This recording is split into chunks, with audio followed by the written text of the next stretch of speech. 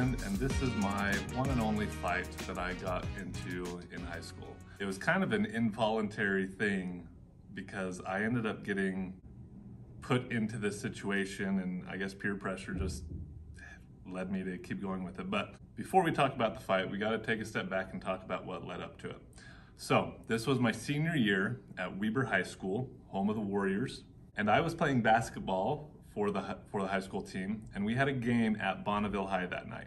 During the JV game, I was watching the game and just kind of observing the plays that they were running, trying to get myself in the zone for the varsity game. So I believe this was in the first half of the JV game.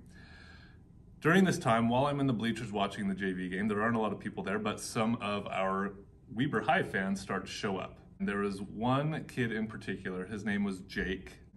Jake hung out with a bunch of the kids in school that my friends and I affectionately termed the Hardys. These were the kids that just thought they were pretty cool, too cool for the rest of us. When Jake came, he sat down next to me, and he had just recently broken his foot, I think, and so he had one or two crutches with him. And he sat behind me, and he started swinging his crutch to, so as if it would almost hit me in the face. And he was behind me, so I could see it in my peripheral vision swinging towards my head, and then he would stop it right before it got to my face. He was just trying to be annoying, trying to be a turd. And finally, it got to the point where it was just annoying me too much. So the last time he did it, he swung it close to my face, and I grabbed it and turned around. I was annoyed because I was trying to focus on the game, trying to get myself ready. I turned around and I was like, dude, stop, right? I'm trying to get ready for the game, leave me alone. There were other people around him at the time, and so when I kind of got upset at him, everyone starts making a big deal out of it, as high schoolers do. And so it was like, oh, you guys should fight. I don't know why that was everyone's first reaction, but oh, you guys should fight. And I think mainly they wanted to see Jake and I fight because even though I did, basketball and, track and was kind of athletic, I was very, very awkward looking. I was, 6'5", 180, 85 pounds. I was really, really skinny and scrawny. Jake, he played football, but he wasn't the most coordinated kid in the world. This is probably a little too mean, but he may not ever hear this, I don't know. If you ever watch him try to do something coordinated or with rhythm, you would have guessed that maybe things were a little off. He just wasn't very coordinated. I think mainly people wanted to see us fight because they thought it would look funny. This tall, lanky kid fighting this other kid who, Jake was actually pretty built, pretty strong, but he just wasn't coordinated. And I think people thought it would be funny. So everyone's making a big deal out of it, and I'm like, all right, whatever. I'm not gonna go out of my way to make this fight happen, but if you guys wanna see it happen, I'll do it, like whenever. Jake, of course, he was trying to look tough in front of his friends. He's like, oh yeah, we'll do it as soon as I'm out of this boot, because his foot was broken. So anyway, that was it. We played the game that night. It was basketball season, so this is like in December or January time. A few months later, during the spring, a kid in school comes up to me. I think his name was AJ. I think it was AJ that came up to me. AJ says, hey, Andy, you and Lee Boy, that's what they called him, Lee Boy. You and Lee Boy are gonna fight next week at Brendan's house. And I was like, okay. And this had gone on for like 2 months. And the thing is, before this, Jake and I never had a problem with each other. But for some reason, this rumor that he and I were going to start fighting created this riff where anytime, like I heard, he'd like glare at me as we're walking down the hall. And I'm like, dude, like nothing even has happened yet. Everyone in school organizes this fight, and it became kind of a big deal. Like people made posters for it, and they put them up around school. Now, on this poster, to give you an idea, my nickname that some of these, kind of cooler kids at school would give me was Grimace. And that may sound kind of stupid, but I'm 100% sure they were making fun of me. I just didn't really care. The reason they called me Grimace is the big purple gumdrop looking character on the McDonald's commercials. And I don't know why they called me that, but for some reason, I'm sure I did something that I was unaware of that gave me that nickname. So they called me Grimace, they called him Lee Boy, and so they made this poster that said, the Grimace versus Lee Boy, the Fight in the Heights. And they call it the Fight in the Heights because the kid whose house we were gonna do this fight at lived in a subdivision called Lakeview Heights. And on the poster they had a picture of, you know, a Grimace, the Grimace from the McDonald's commercials, and they put him up around the high school until the administrators made him take it down. Another kid in school named Johnny, he started taking bets on the fight, and they had created odds. So I believe, I don't remember if this is accurate or not, but I believe the odds were 2-1 in my favor. And he started taking bets from people. I remember learning that one of my good friends actually bet against me, and I was like, dude, what the heck? I remember his response was saying like, hey, you're probably gonna win, but if you don't, I'm gonna make a lot of money.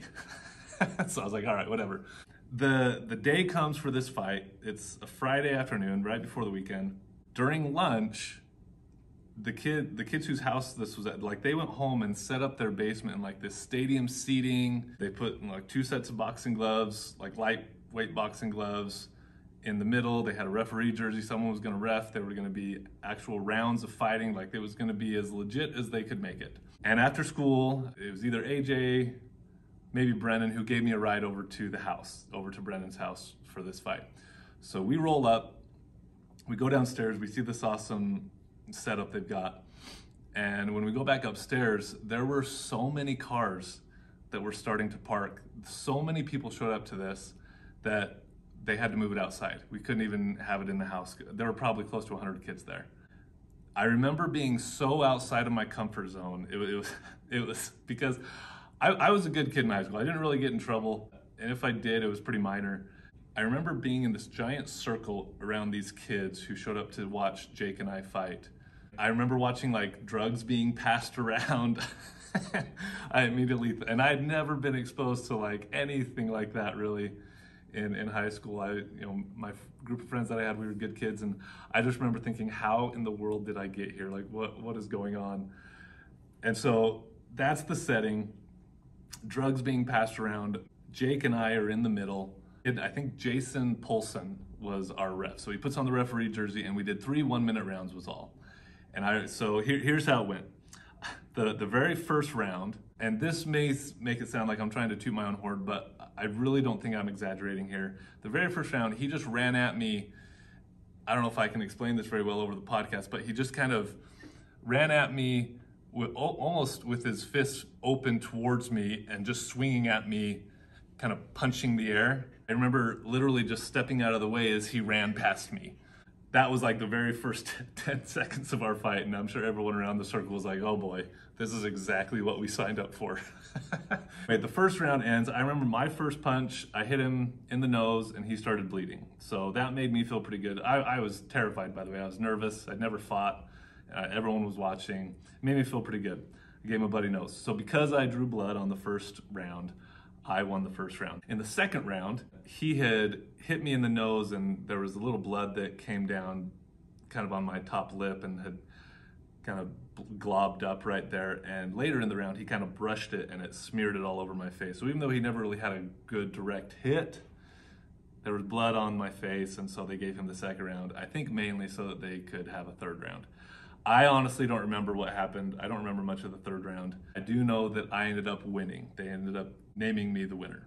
Okay, so then after this whole thing is over, it was so awkward because Jake and I we both had blood on our faces. We had to go inside to Brendan's house, and we're standing next to each other, like washing the blood off of our faces, just kind of like staring at each other awkwardly. Like, I don't know what you say after something like that, like good game, give him a swat on the butt. I don't know. And while we're doing that, Johnny is outside like forking over cash to people who had won money, who had bet on me. I mean, Johnny was a high school kid trying to do odds and all that kind of stuff. And so obviously his numbers were off and he had a bunch of money left over. And so he was like, here, why don't you guys just split the rest of this? And he made sure he made some money off of it. And we made some money off of it. And that was it. At least that's what I thought was going to be it. I didn't have a ride home. I was a few miles away from home. And in retrospect, I should have just walked home. Like, it wouldn't have been that big of a deal. But it seemed like a long way. So I had to stay there because after that, everyone else decided like, hey, let's just have like a fight night or whatever. And so they start picking out random people in the crowd that showed up like, hey, you and you guys fight. And so like, I just had to sit there and with all these people who I knew from school, but I never would be caught hanging out with outside of school because they're a bunch of druggies. Not all of them, but a few of them were. And I just have to sit there and watch these guys fight. I remember some cops ended up pulling up. If I remember right, the cops they just sat there and watched for a little bit. They were probably thinking, you know, some of these kids we have to deal with on a daily basis. Why not just let them beat the shiz out of each other? And so they didn't even do anything for a bit. They just sat and watched as everyone fought. Eventually, I think they broke it up. And so everyone moved. Everyone got in their cars and went to this other kid's house who lived down a long dirt road where the cops wouldn't see, and continued on. And I just had to go with everybody. And I remember not getting home till, you know, later that night. I don't remember what my parents said, but it was an awful experience because I was just in a setting that I was uncomfortable with. I did win the fight, so that was good.